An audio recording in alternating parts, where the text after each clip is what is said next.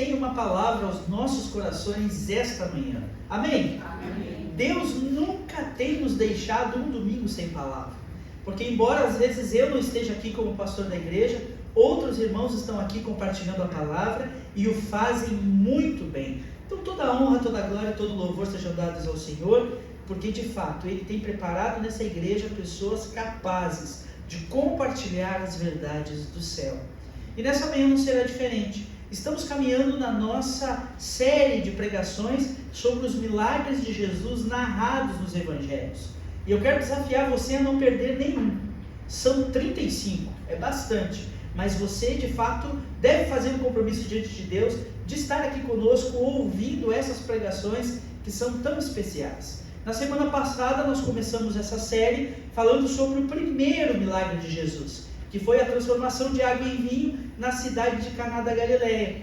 E hoje vamos continuar com o segundo milagre de Jesus narrado no Evangelho de João. Um milagre que vai nos trazer uma reflexão muito interessante. Às vezes, tudo que nós precisamos é de uma palavra. Você já viu como uma palavra tem o poder de transformar a nossa vida?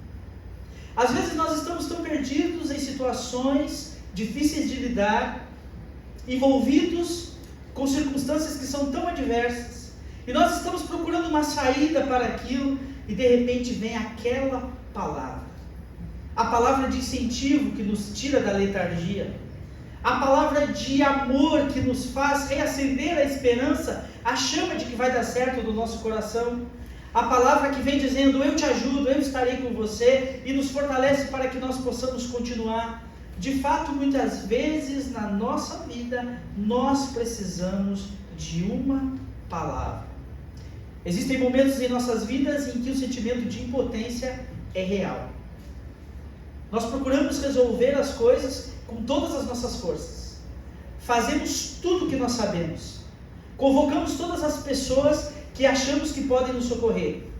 E no final da história parece que nada dá certo.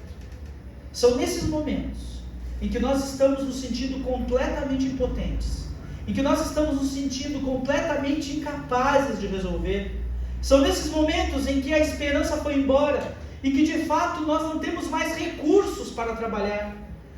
É necessariamente neste momento que vem uma palavra de Deus e transforma tudo. Porque basta uma palavra. Amém? Amém. Vamos ler juntos o texto então de João, capítulo 4, dos versos 46 a 54. João, capítulo 4, dos versículos 46 a 54.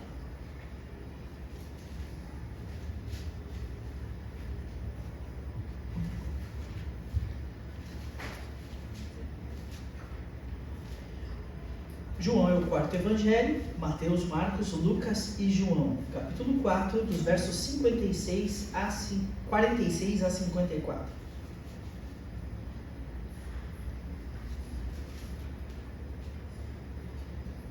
Diz assim a palavra do Senhor: enquanto viajava pela Galileia, chegou a Caná, onde tinha transformado água em vinho. Perto dali, em Cafarnaum, havia um oficial do governo cujo filho estava muito doente. Quando soube que Jesus viera da Judeia para a Galileia, foi até ele e suplicou que fosse a Cafarnaum para curar seu filho, que estava à beira da morte. Jesus exclamou: jamais crerão, a menos que vejam sinais e maravilhas. O oficial implorou: Senhor, por favor, venha antes que meu filho morra. Volte, disse Jesus, seu filho viverá. O homem creu nas palavras de Jesus e partiu para casa. Enquanto estava a caminho, alguns dos seus servos vieram a seu encontro com a notícia de que seu filho estava vivo e bem. Ele perguntou quando o menino havia começado a melhorar, e eles responderam: ontem à tarde, a 1h, a febre subitamente desapareceu. Então o pai percebeu que havia sido aquele exato momento que Jesus tinha dito: seu filho viverá. e o oficial e todos de sua casa creram em Jesus. Este foi o segundo sinal que Jesus realizou na Galileia, depois que veio da Judéia. Amém? Amém. Palavra de Deus aos nossos corações, que nos edificará esta manhã. Nós já vimos que o primeiro milagre que Jesus realizou na cidade de Caná da Galileia. Lá no casamento, numas bodas, ele transformou água em vinho para que a alegria não se acabasse naquele lugar, para que a festa que aparentemente estivesse terminando, estivesse apenas começando. Ele fez um milagre maravilhoso. E a partir daquele momento, Jesus então começou a se mostrar como Cristo, como Messias, começou a aparecer. E logo depois daquelas bodas, Jesus resolve subir a Judéia. Jesus estava na Galileia, na cidade de Caná, uma das cidades da Galileia. E agora ele muda para outra região, vai para a Judéia com o objetivo de ir até a cidade de Jerusalém, porque se aproximava a Páscoa dos judeus. E ao chegar em Jerusalém, perto da Páscoa, o Evangelho de João nos narra que ele decide ir ao templo, e quando chega no templo, existem pessoas que estão vendendo coisas dentro do templo. Jesus fica impressionado com aquela atitude. Ele faz o que a Bíblia chama de a purificação do templo. Ele expulsa aqueles vendilhões de dentro do templo de Jerusalém e declara: a casa do meu pai não é um covil de ladrões, mas a casa do meu pai será chamada uma casa de oração. E de fato o Senhor então se entristece com aquilo e manifesta toda a ira de Deus contra a impiedade que estava acontecendo dentro do templo de Jerusalém. E é ali naquela cidade que numa noite próxima ele encontra um homem que já ouvia falar, ou já tinha ouvido falar da sua fama. Um judeu muito famoso, um mestre entre os judeus, cujo nome era, João capítulo 3, Nicodemos.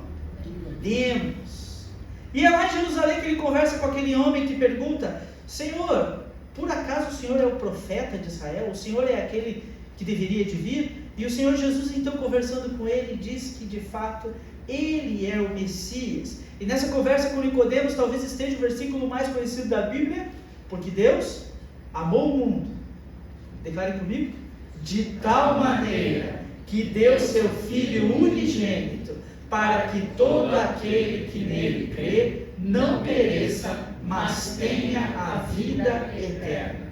Então veja só, depois de subir a Jerusalém, expulsar os cambistas do templo, conversar com Nicodemos, dar a ele a aula magna, uma aula excepcional sobre o que realmente é a vontade de Deus, agora Jesus decide voltar para a Galileia. Mas ele não volta para a Galileia pelo caminho tradicional que os judeus usavam para voltar para a Galileia. Mas o texto da Bíblia nos diz que para Jesus convinha passar por Samaria, um lugar por onde nenhum dos judeus gostaria de passar. E aí nós começamos a ler o capítulo 4 de João e vemos que lá em Samaria, sentado à beira de um poço, Jesus conhece uma mulher, que nós não conhecemos o nome, mas que chamamos de a mulher samaritana. E ali Jesus também compartilha com ela a sua virtude, as suas verdades, dizendo a ela que ele era aquele que eles estavam esperando, e que agora a adoração ao Pai não seria nem no Monte Gerizim, nem no Monte Sinai, mas que o Pai desejaria ser adorado por seus adoradores em espírito e em verdade. Então, saindo daquele encontro maravilhoso com aquela mulher, Jesus agora vai para a Galileia, passando pela Samaria, e desce então até a cidade de Caná. Nós não sabemos o que Jesus foi fazer lá, porque de fato Jesus habitava em Cafarnaum. Jesus tinha uma casa em Cafarnaum, no litoral, onde ele ficava e onde ele chamou seus primeiros discípulos. Mas talvez Jesus tenha passado em Caná da Galileia para ver como estavam os noivos depois da lua de mel, para ver como estavam as pessoas que ele conhecia e amava naquele lugar. Mas de fato Jesus ali esteve em Caná, e é naquele mesmo lugar onde ele realizou o primeiro milagre que ele agora é interpelado por alguém muito improvável, um alto oficial romano. Alguns estudiosos dizem que esse título de oficialato era dado apenas aos centuriões. E talvez este oficial fosse não apenas um centurião comum, mas talvez fosse o líder dos centuriões, que de alguma maneira estava em Cafarnaum, ouviu da fama do Senhor e resolveu procurá-lo. De fato, meus irmãos, no texto que lemos, vemos a narrativa desse encontro, e como o desespero daquele pai, o coração gelado daquele homem em seu coração, em seu peito, de tantas lutas e tantas dificuldades que ele estava enfrentando, como a fé daquele homem move o coração de Jesus, a ponto dele fazer algo impensado na época, o milagre à distância, fazer com que aquele menino fosse curado, sem nem vê-lo, tocá-lo ou saber seu nome. Jesus de fato faz um milagre maravilhoso pela sua palavra. Eu quero destacar, queridos, nesse texto algumas lições para a nossa reflexão. E dessa vez eu serei mais breve do que semana passada, onde eu preguei um sermão de 7 pontos. Hoje vão ser só 3 mesmo, conforme os batistas fazem. A primeira lição que eu aprendo com esse texto é que basta uma palavra de Jesus para que toda incerteza se transforme em esperança. Olhe para o irmão que está do seu lado e diga assim para ele: há esperança. Há esperança. O que um bom pai é capaz de fazer para o seu filho? Talvez os pais que aqui estão e que já tiveram filhos enfermos saibam um pouco do coração daquele oficial, daquele homem.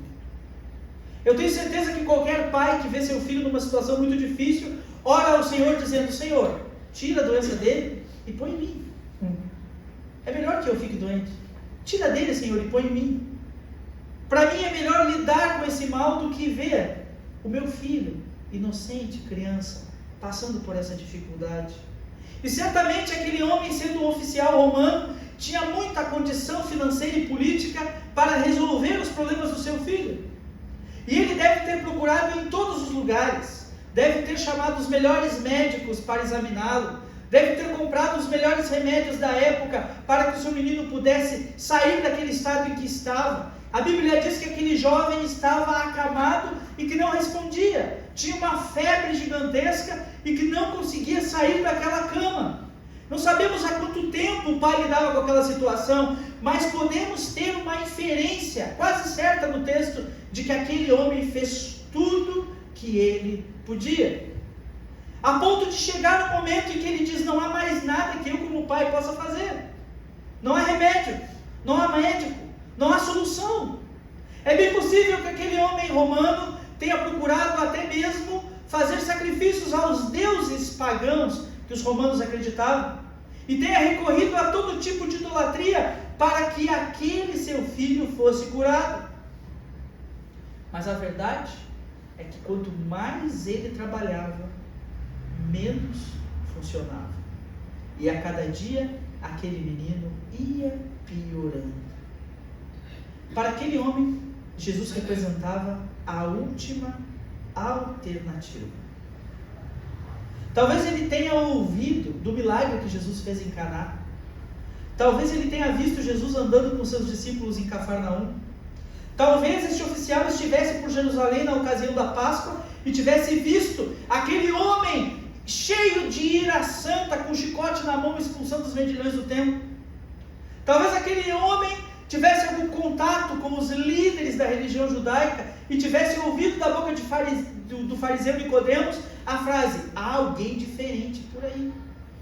Nós não sabemos como que aquele oficial ficou sabendo de Jesus, porque Jesus estava apenas iniciando o seu ministério. Mas aquele homem ouve que há alguém que pode ajudá-lo. E ele sai lá de Cafarnaum e sobe até Caná da Galileia. A Bíblia nos diz que a cidade de Cafarnaum ficava às margens do mar da Galileia. Os irmãos sabem que todo lugar onde a água fica empoçada são lugares que normalmente são baixos. Então aquele homem saiu do litoral, à beira do mar da Galileia, e subiu montanha acima a 30 quilômetros para encontrar Jesus em Caná da Galileia, porque ele de fato não tinha mais esperança em nada. Talvez alguns de nós aqui já tenham vivido essa expectativa. Você tentou dar o seu jeito, arrumar da maneira que você sabe, agir com tudo que você tem, mas nada deu certo. De fato, o que precisamos é nos expor à presença de Jesus e receber a sua palavra. Porque quando aquele homem que não tinha mais alternativa chega diante de Jesus, e Jesus diz: volte para casa, porque o seu filho será curado. Aquele homem que não tinha mais esperança nenhuma, que já tinha lidado com todos os recursos, o texto da Bíblia diz não que ele voltou para casa dizendo: não adiantou nada eu ter vindo de Cafarnaum a Caná para encontrar este homem. Esse homem mandou eu voltar para casa, este homem não me respondeu, este homem não me ajudou.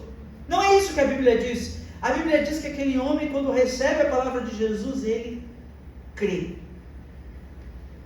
E de fato, quando volta para casa, recebe seus empregados lhe dando a notícia de que o seu filho que jazia no leito agora está de pé.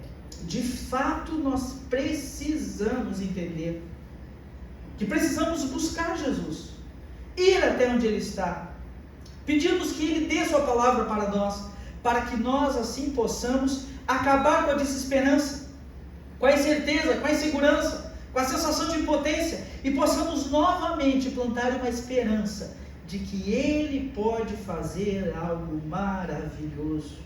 Creia nisso, nos momentos mais difíceis da vida, nas situações que parecem indissolúveis. O Senhor tem uma palavra para lhe dar, e essa palavra pode mudar tudo.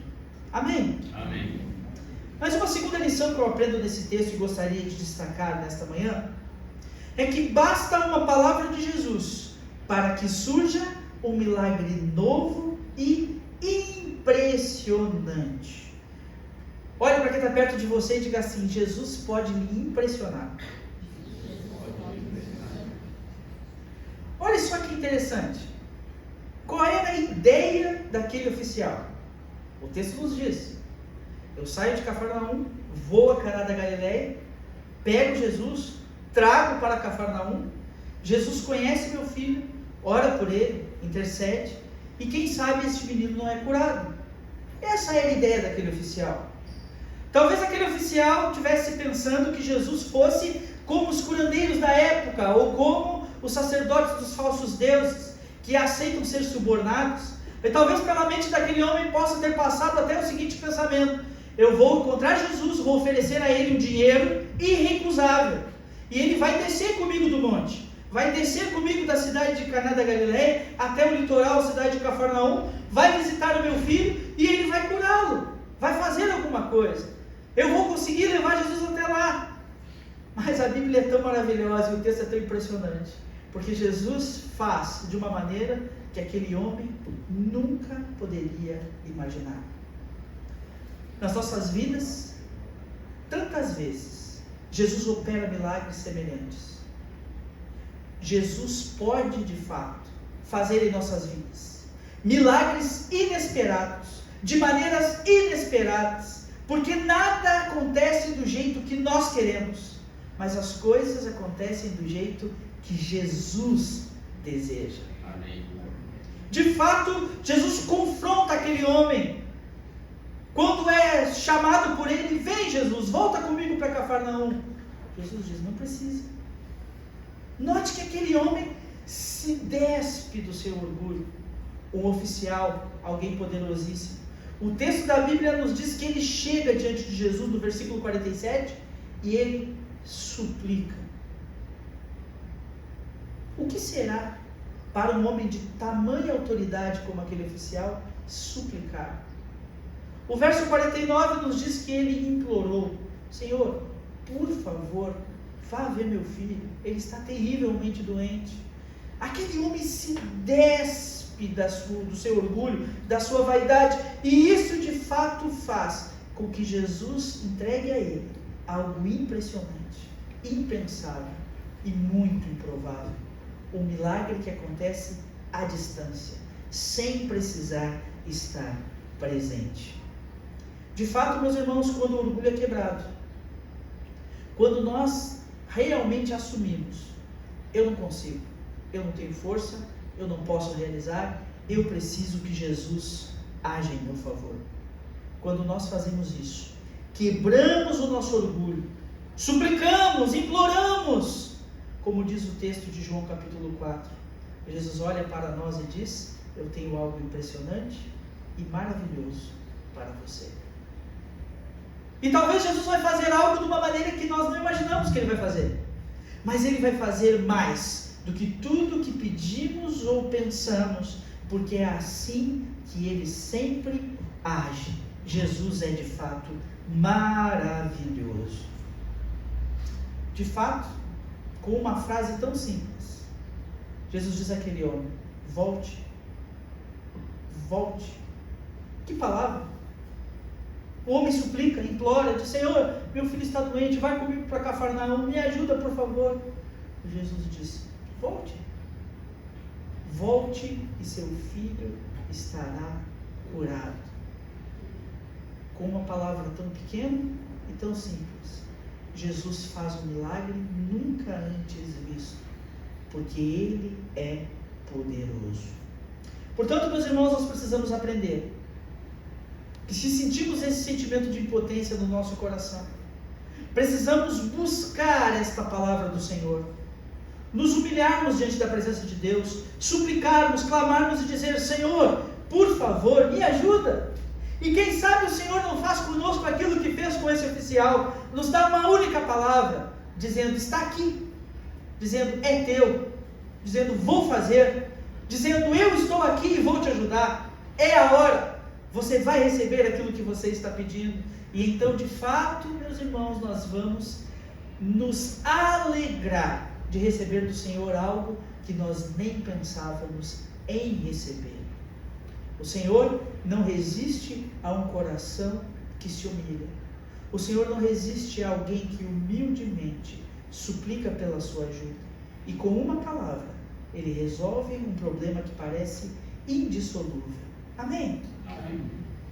Mas em terceiro e último lugar, o texto me ensina que basta uma palavra de Jesus para que uma vida de pecados se transforme numa vida de fé. Fale para quem está perto de você: Jesus transforma a sua vida.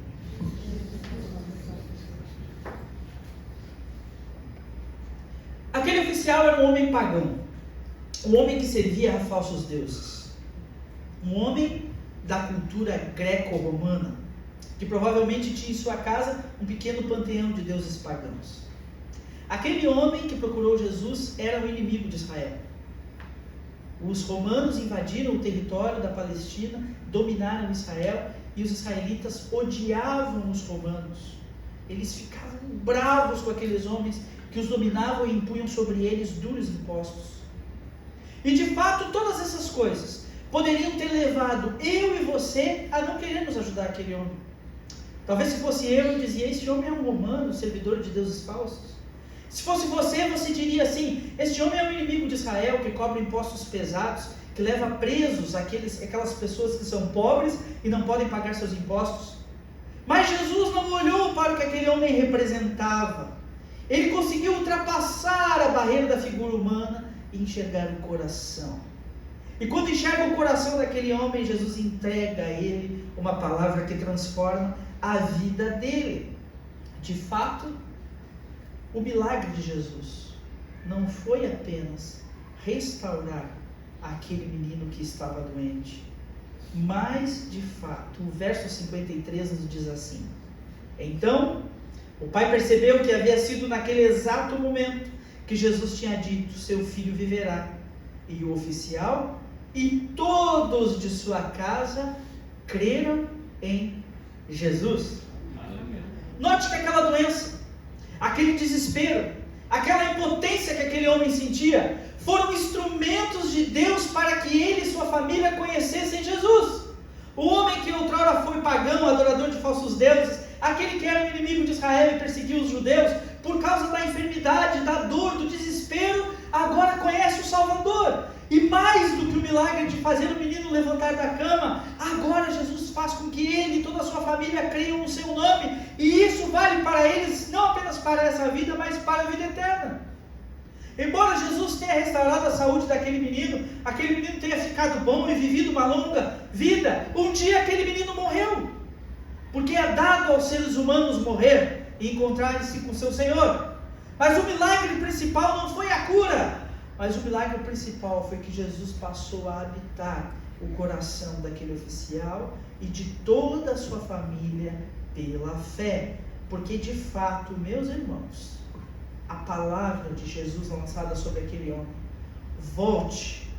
A frase, volte e seu filho está curado, foi capaz de não apenas entregar o milagre que ele precisava naquele momento, mas de gerar uma fé verdadeira, profunda, que salvou aquele homem e toda a sua casa.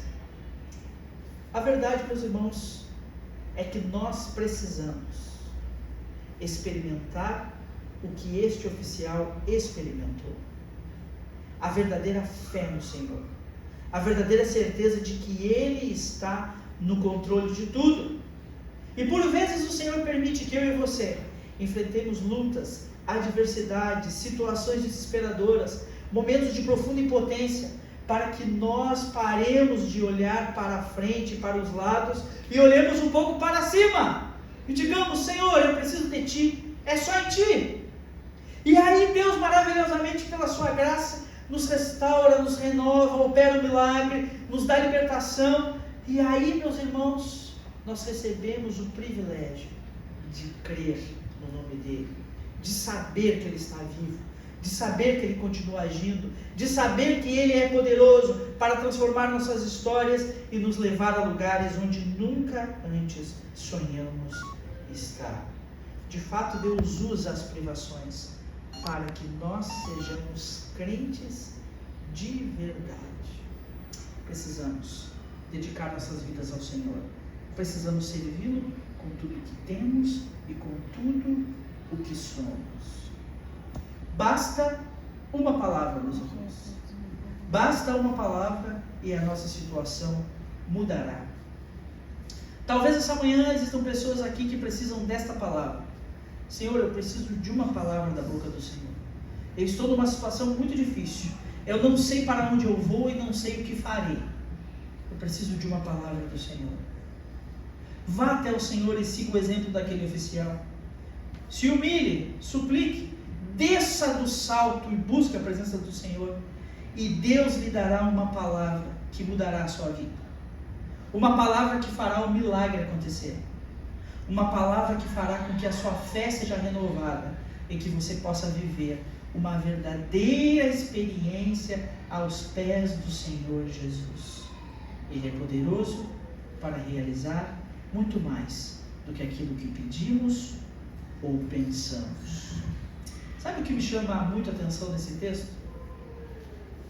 É que o milagre não acontece quando o oficial chega em casa, mas o milagre acontece quando Jesus fala. Antes daquele homem chegar em casa, a febre foi saindo, o menino foi levantando, e talvez, meus irmãos, me emociona a ideia de pensar que quando aquele homem chegou em casa, junto com seus empregados, e abriu o portão, o filho dele correu e pulou nos seus braços. Imagine a alegria, a satisfação de ser alvo de tão grande graça. Jesus pode fazer isso na minha vida e na sua vida. Amém? Vamos orar?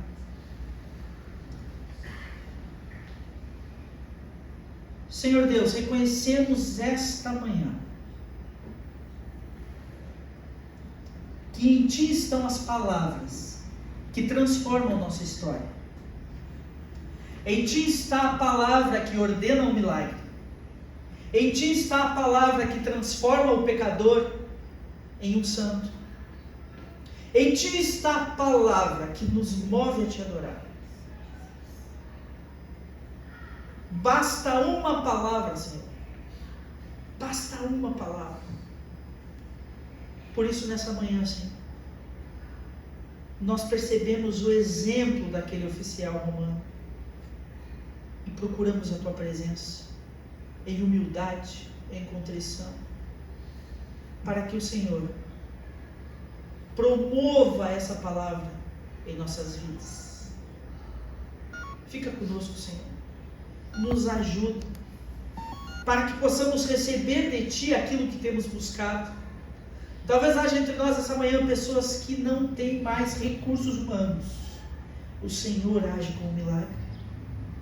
Mas que tudo que possamos experimentar do Senhor redunde numa vida cheia de fé, uma vida que crente e que te serve independentemente das circunstâncias. Nós oramos assim, no santo nome de Jesus.